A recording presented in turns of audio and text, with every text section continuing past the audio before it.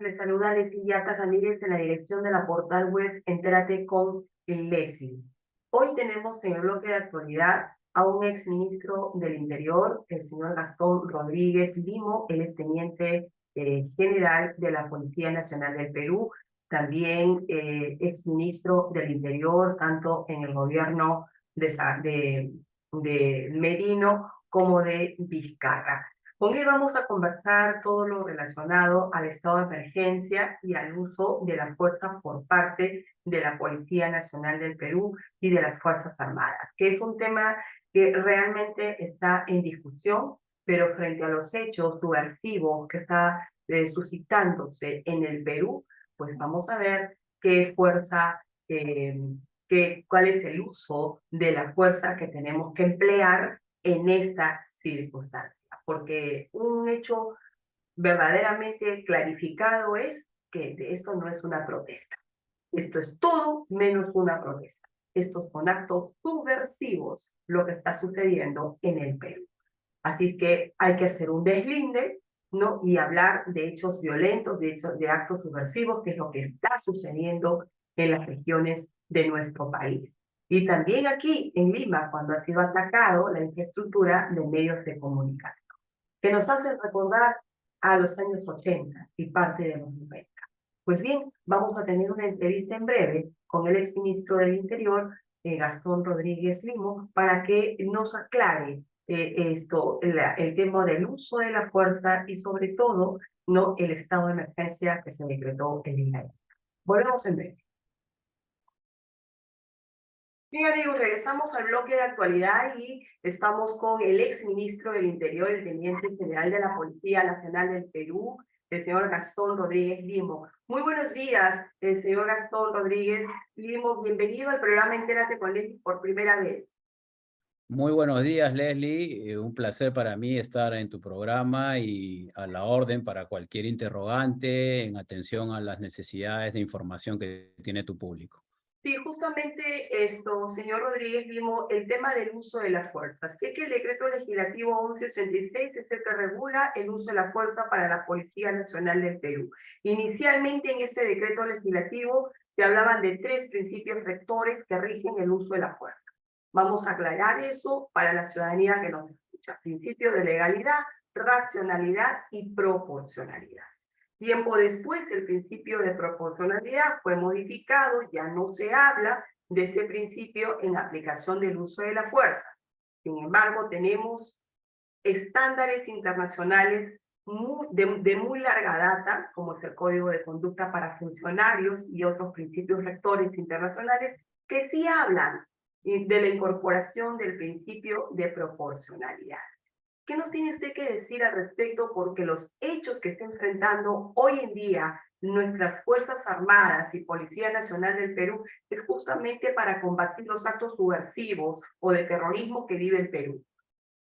Así es. Fíjese, justamente la dación de la ley del decreto legislativo 1186 es el camino exacto que debe seguir la Policía Nacional para poder restablecer el orden público en casos de grave alteración.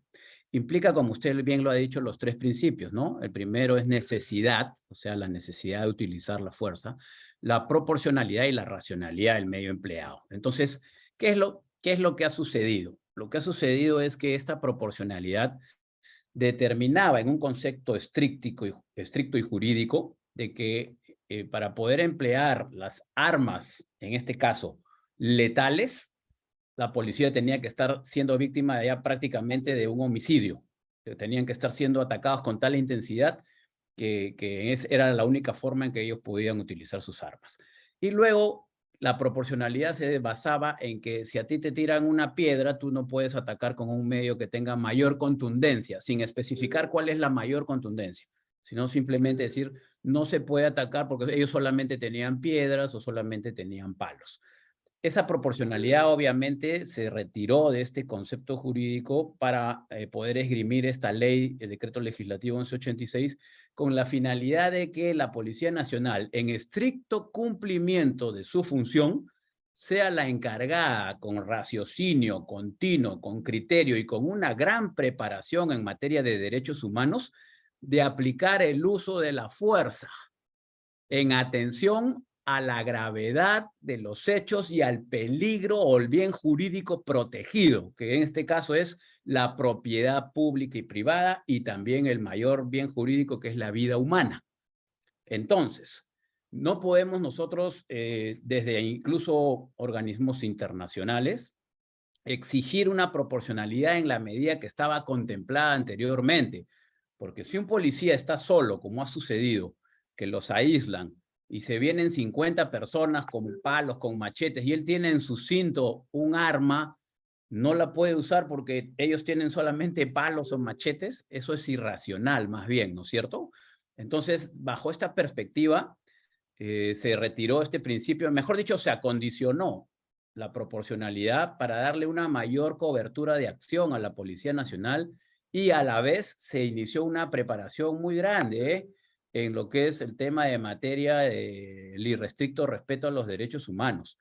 El tema, Leslie, es que en estas circunstancias muchas veces se aplican las normas jurídicas para hechos, digamos, normales, de protestas pacíficas.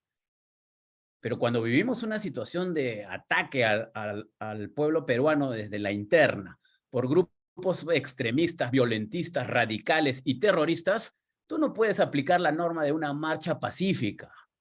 Y eso es lo que transmiten estos organismos muchas veces para confundir a la opinión pública y también para proteger en algunos casos este tipo de hechos que consoliden objetivos que están ya perfectamente planificados, como sucedió en noviembre del 2020, ¿no es cierto? Sí, justamente, clarísimo la explicación, señor Garzón Rodríguez, y muchísimas gracias por ello, porque justamente en las escuelas de derecho que enseñamos justamente en el tema del uso de la fuerza desde el punto de vista internacional, justamente hay esta dicotomía, ¿no? En la aplicación del principio de proporcionalidad. Es decir, no es que se haya retirado para nunca más aplicarla, sino que está bajo la interpretación del principio de necesidad, del irrestricto respeto al tema de los derechos humanos, lo cual va con una capacitación continua y permanente, y tendría que ir con una capacitación continua y permanente desde las fuerzas del orden, entrenamientos, simulacros, porque ha llegado también el momento, señor Gastón Rodríguez, de los escenarios, como hemos visto, por ejemplo, hace unos meses atrás, cuando salió la protesta, cuando todavía era Pedro Castillo presidente, salió la caballería, ¿no? Salió la policía montada cuando se supone que no debió salir, ¿no? Y mire lo que provocó en el marco de una protesta pacífica, que si bien es cierto, hubieron algunos hechos de violencia, pero no se puede decir que toda la protesta era violentista, ¿no? Entonces, esto, señor Gastón Rodríguez, también me llama la atención si es que la Policía Nacional está entrenada en este sentido. Yo pienso que sí, usted lo ha dicho que sí, pero en el momento en que ocurren los hechos, estos escenarios, ¿cómo entenderlo? A ver, los entrenamientos en todas partes se dan para enfrentar situaciones reales, pero cuando uno está en un entrenamiento, no segrega algo que es importantísimo para el propio sistema nervioso, que es la adrenalina. Cuando uno está en una situación real, es donde verdaderamente tiene que poner a prueba su temple, ¿no? Y también actuar bajo el raciocinio legal y dentro del marco jurídico, obviamente.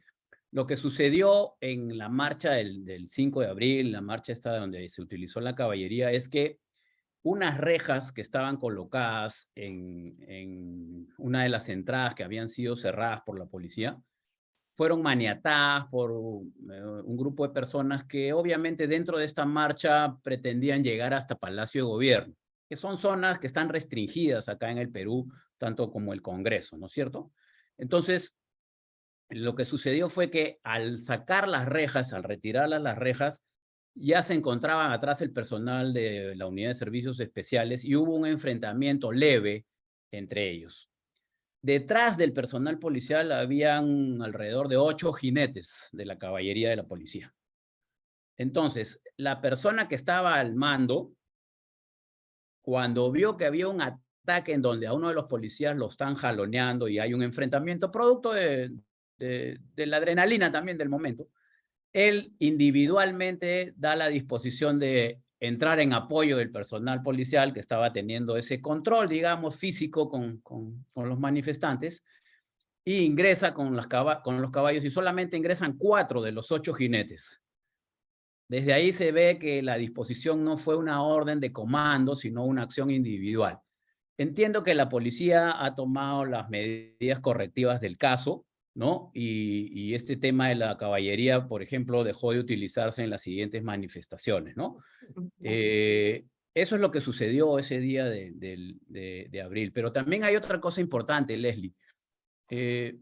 Si tú te acuerdas y has tocado el tema de noviembre de 2020, es diferente poner las cámaras de los medios de comunicación del lado de los manifestantes que ponerlas del lado de la policía. Para noviembre del 2020, todas las cámaras de ciertos medios, que ya sabemos cuáles son, se encontraban con los manifestantes, pero no enfocaban el ataque a la policía en su real contexto, sino apenas la policía repelía, iniciaban sus cámaras y prendían sus flash para ver lo que ellos querían dar a conocer al pueblo peruano, la represión de la policía a una marcha pacífica que no hacía nada. Sin embargo, se encontraron canicas, se encontraron fuegos artificiales, se encontraron perdigones de plomo, ¿cierto? Y todo eso se lo atribuyeron a la policía. Esos mismos medios, hoy día, enfocan las canicas en la avenida Bancay hace 2 días que ha habido el enfrentamiento, enfocan los fuegos artificiales, enfocan las armas hechizas, pero ahora ya no es la policía, ahora sí son los violentistas, ¿cierto? Entonces, ¿qué quiero decir? Que en noviembre del 2020 hubo una infiltración del mismo origen, con letreros de nueva constitución, con la hoz y el martillo, y con los mismos elementos contundentes que propiciaron el derrocamiento del gobierno de Manuel Merino.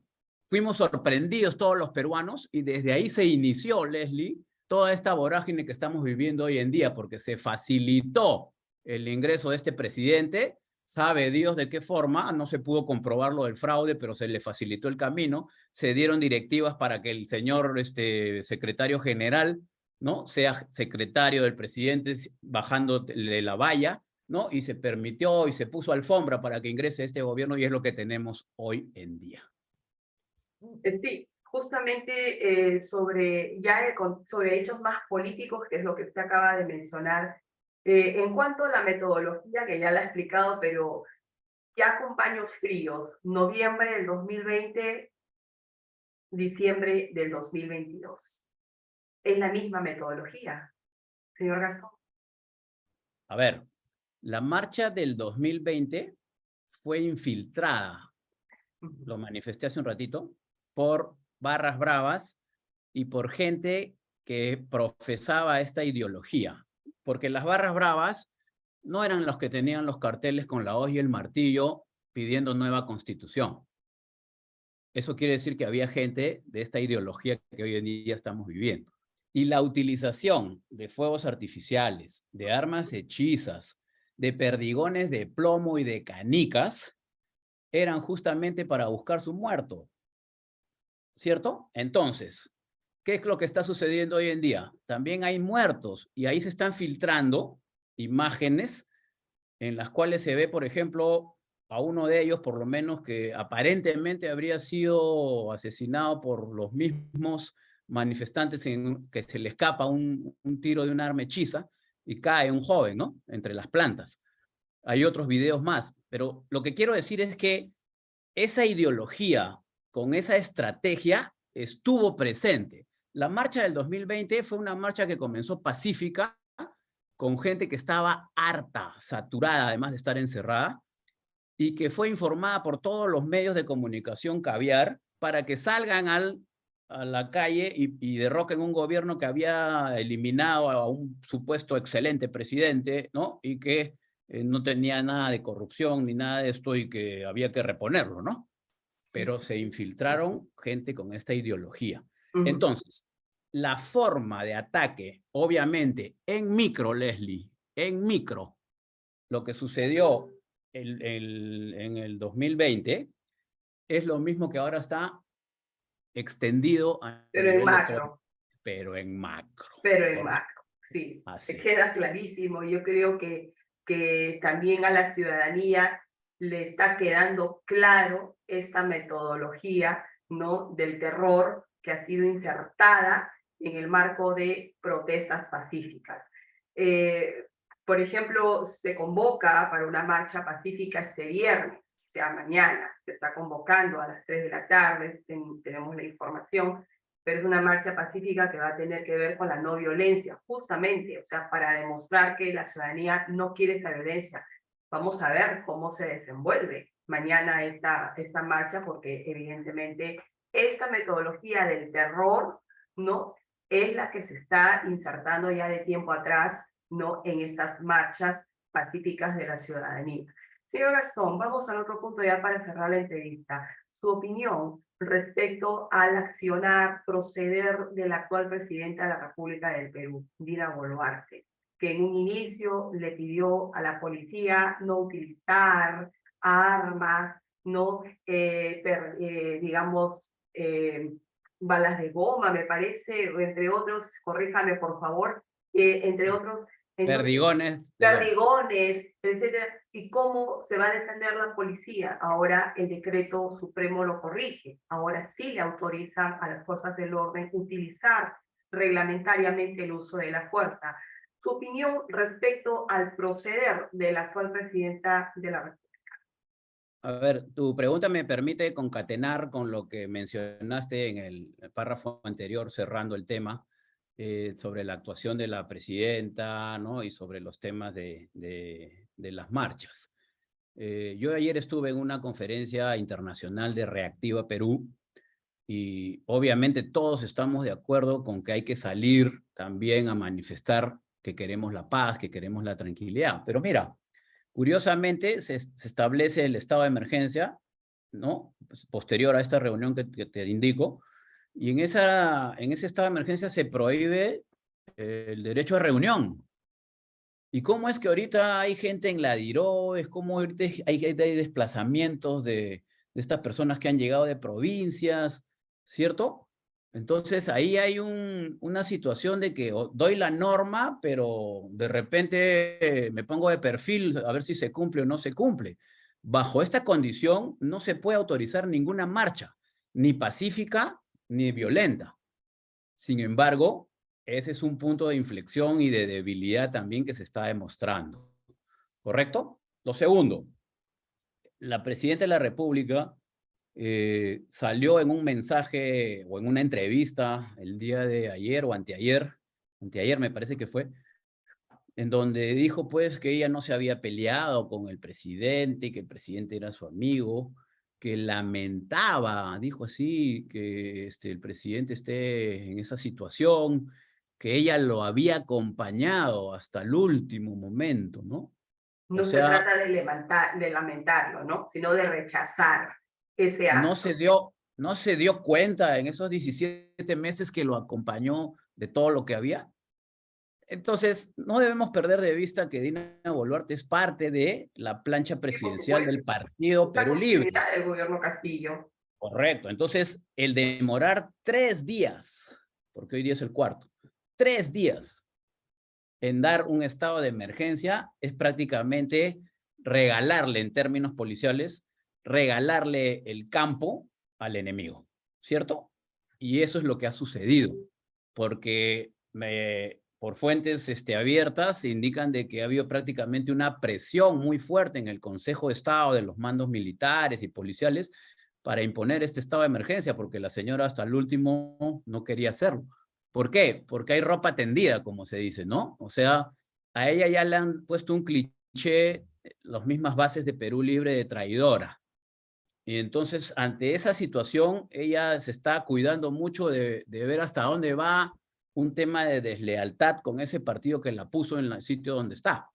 Y frente a eso está tomando decisiones, creo yo, hasta el día de ayer por lo menos, que no están de acordes a quien representa y encarna la nación.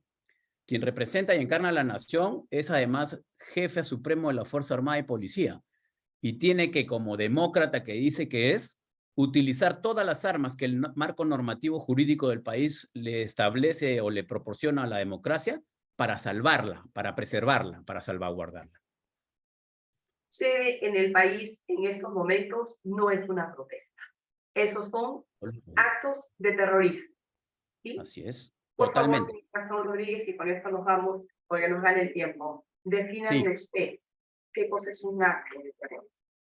un acto de terrorismo es todo aquel acto que se disfraza como una protesta política y en donde se sabotean las instituciones y las estructuras del Estado, donde no se permite desarrollar y trabajar funcionalmente a todas estas instituciones del Estado y a las personas ejercer sus libertades y sus derechos en el marco de una convivencia pacífica y normal. Cuando se utilizan todos estos tipos de artefactos como explosivos, dinamita, fuegos artificiales para conseguir un fin, son actos de sedición, de subversión y están enmarcados dentro del delito de terrorismo. Sin contar con el secuestro de personas, ¿no? Y el Sin contar secuestro de personas que es, el secuestro de personas que ha habido. pero ese es un delito aparte que tiene Sí. 30 años de prisión, ¿no? Que es el Ujú, secuestro de personas. O sea, ujú, todo esto se concatena, todo ujú. esto se articula de una forma tal que genera caos y violencia, además del terror en la población. Y el terror que lo ocasionan los psicosociales en redes sociales. Es que ese es otro aparato que no es de la gente normal, digamos, de la gente que vive en sus casas a nivel nacional, que solamente retransmite. No, quienes originan son todas estas personas que están, acuérdese usted que hay una prensa alternativa, ¿no?